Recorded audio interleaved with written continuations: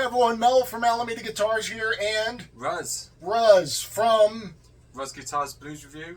See, why couldn't you have just said that last time? I don't know why I didn't say that last time. And I'm like, I'm just hi, I'm Mel. No, I'm Mel from Alameda Guitars. You are Ruzz. Yeah. So now we know who he is.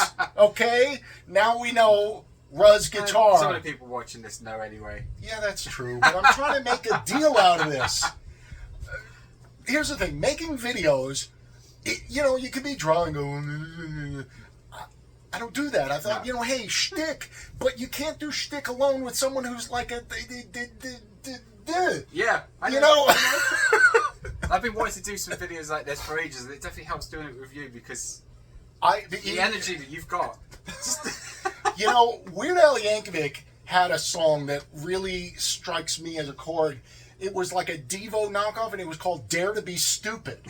And I realized it's like, that's what I've been doing all this time. Dare to be stupid. I can't help it.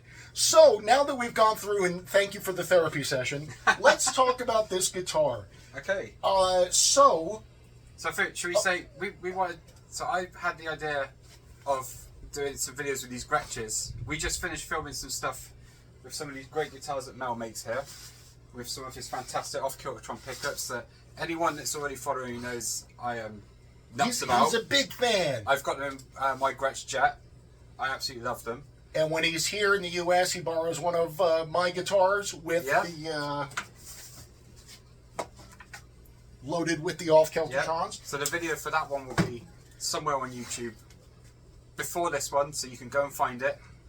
But I've had, since I was here last time, I put out a video for my instrumental single 1031, which was filmed here with Mel filming everything, and filmed in the desert around here.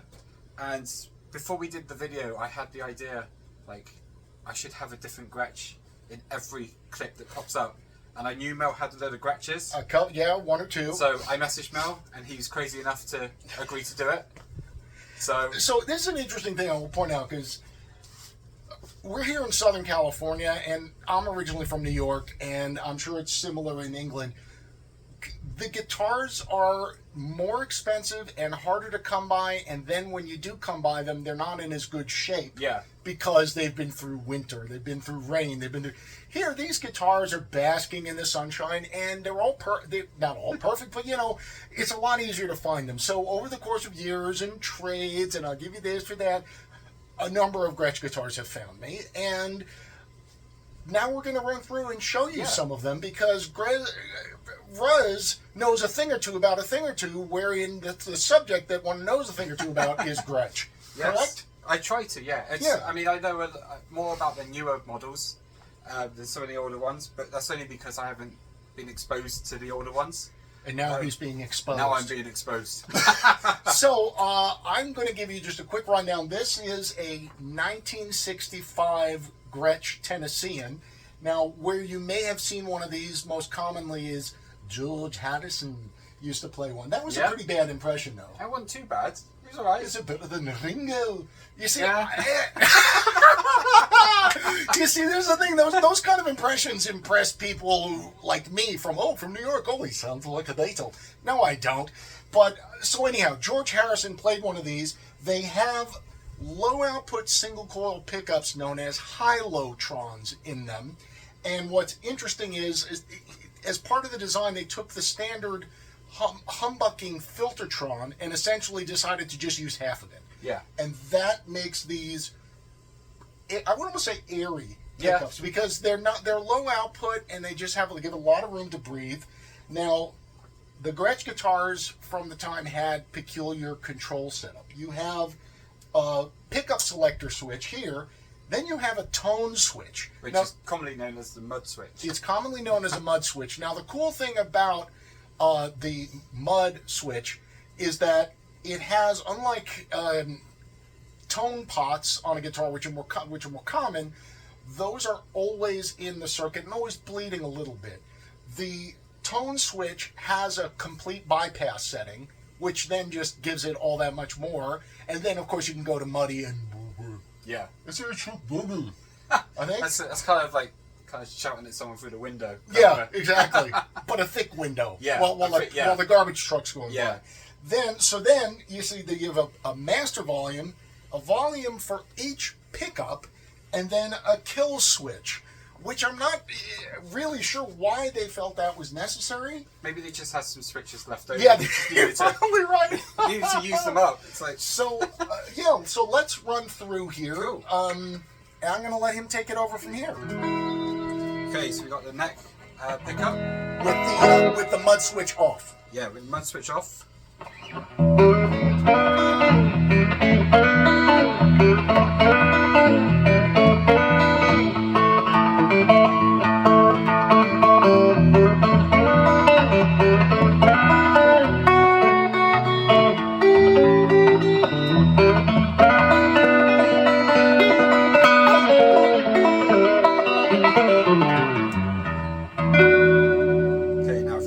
Switch on. Yeah. So we push it down. That's the first kind of step of mud. That's like just putting one foot into a muddy. Yeah, it's like just testing to see if it's muddy. How deep it is. Yeah.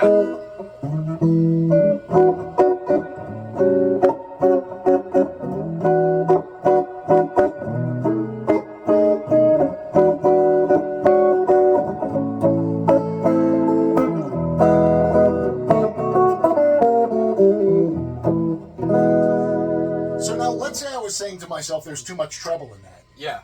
Well, how would we fix that? Well, you'd hit the mud switch to the top. Oh, you have it backwards! He's got it backwards! Yes! The newer Gretches do it the other way around. That's what's caught me out here. Okay, so this is actually mud 1. That probably means that after getting the Atari finished, it probably put it in wrong. Yeah, probably, yeah. Alright, so mud 1. Mud 1 is pushed up on this one. Yeah.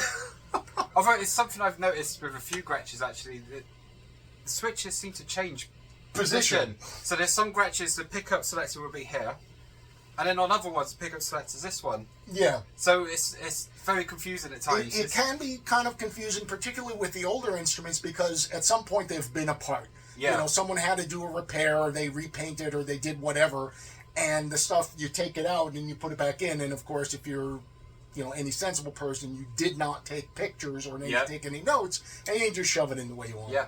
So, so now we have... So this is mud 1. Mud 1.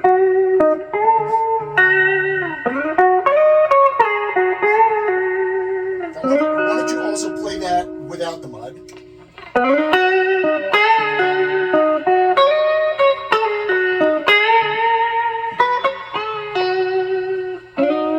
We'll pretend that you didn't hear the mud switch earlier, and let's listen to it again. So that's mud 2. I feel like you could bust into the Girl from Ipanema with that setting. Do you know?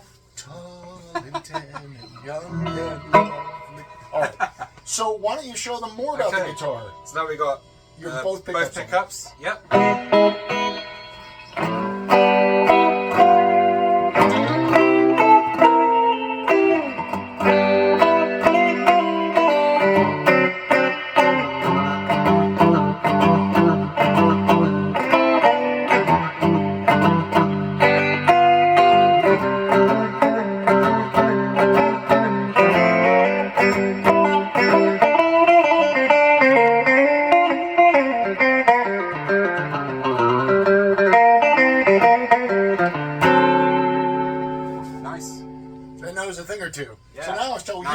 Mud 1. Mud 1. Pushed up. So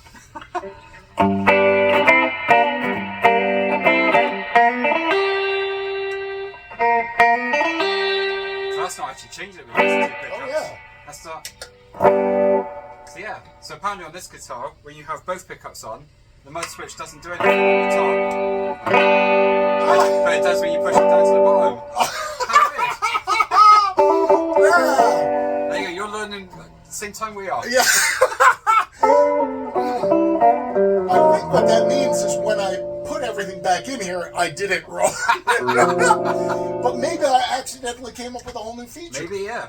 Okay, so now we've got the bridge pickup.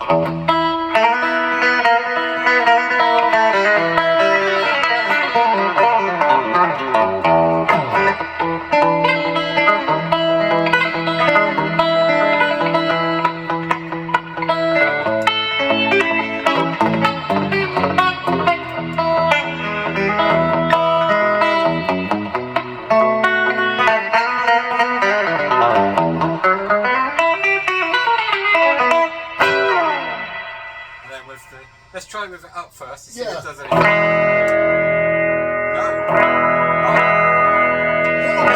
Tiny bit. Right, now put it down. That definitely works.